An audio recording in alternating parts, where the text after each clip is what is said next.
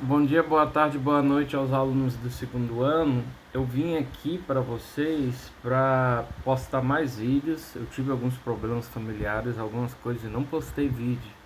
Então eu vou postar vídeo de todos os conteúdos de uma vez e vou colocar que aí vocês podem olhar no Classroom e ir, como é que se diz? E ir estudando. Nós vamos falar, vou postar um pequeno vídeo hoje sobre o Iluminismo parte 2, certo? Que é uma atividade lá da antiga que eu coloquei. Então você olha no slide Iluminismo parte 2 e aqui está a explicação ligada. Então primeiro nós colocamos no primeiro vídeo, segundo é a questão das mulheres no Iluminismo. O que acontece? Aqui no tópico, eu vou seguir o tópico, tá? O tópico vai dizer, estruturalmente a situação da mulher não se alterou de forma expressiva no Iluminismo. O que quer dizer? O movimento iluminista, como eu coloquei no vídeo anterior, os ideais de liberdade, de igualdade e fraternidade, isso não alcançou plenamente o direito das mulheres em si. Ou seja, o que eu quero dizer? Não houve uma como é que a gente pode dizer? No discurso dos iluministas, não havia, assim, predominantemente, não era um dos carros-chefes do discurso iluminista a liberdade da mulher, certo? Ou seja, eles não estavam querendo, não era muito simpático ao movimento como toda a liberdade da mulher. Então havia aquela ideia de que a mulher, dentro da revolução, era convocada para os serviços domésticos, ou seja, algumas mulheres, Olympique de Gaulle, eu acho que é isso, tá, gente? Não sei falar francês. Ela foi morta por reivindicar a igualdade das mulheres entre homens. Então, ou seja, o iluminismo ele iniciou um debate sobre igualdade, mas ele não se concretizou nem a nível da mulher, muito menos a nível da escravidão no sentido mundial. Ou seja, a escravidão demorou ainda um tempinho aí para se desfazer na escala de mundo. Ou seja, você não vai ver na Revolução Francesa o preto presente, o deficiente, entendeu? A mulher, você não vai ver nada disso. Ou seja, então as mulheres, as mulheres ainda tiveram que lutar um pouquinho mais, certo? Aí o outro tópico que vai falar é a questão de liberalismo econômico. O que é liberalismo econômico?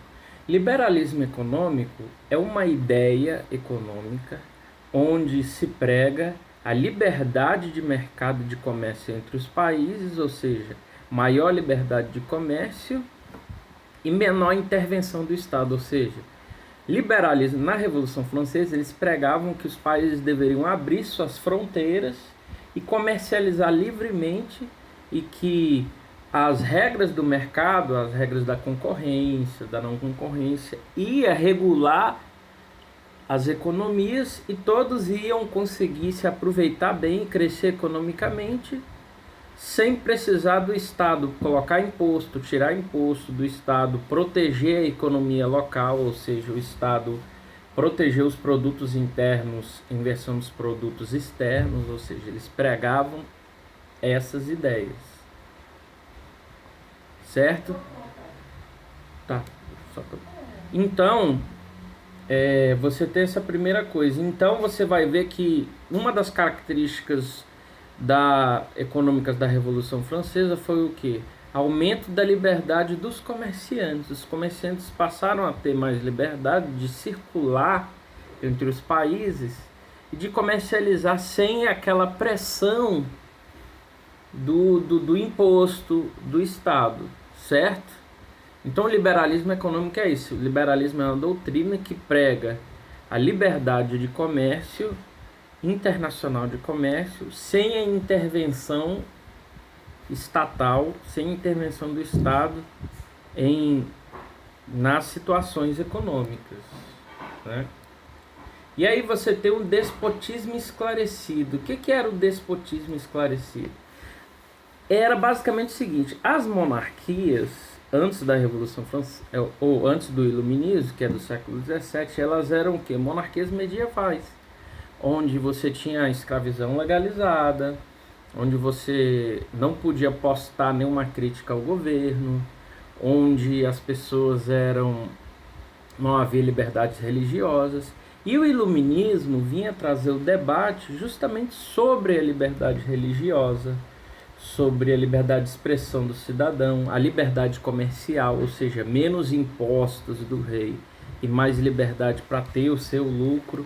Então, o que que fez? Alguns reis, com medo de serem expulsos pelas revoltas populares, adotaram algumas medidas do iluminismo, ou seja, adotaram a liberdade de expressão do cidadão, adotaram a liberdade religiosa,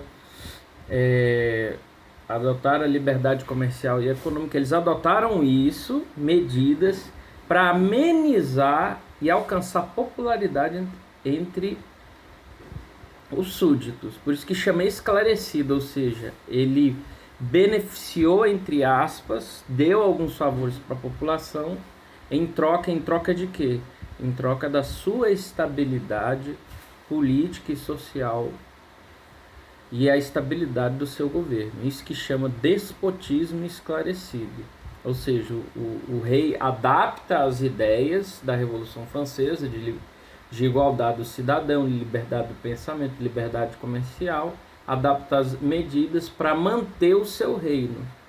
É como um candidato que adota as medidas populares muitas vezes para manter o quê? Para manter o nível de popularidade e manter o seu carisma de governo. Isso seria o despotismo esclarecido. Ok? Então, essa é um pequeno vídeo para esclarecimento. Se ainda assim houver dúvidas, me falem, tá? Eu vou postar aqui de todos os assuntos que eu fiz.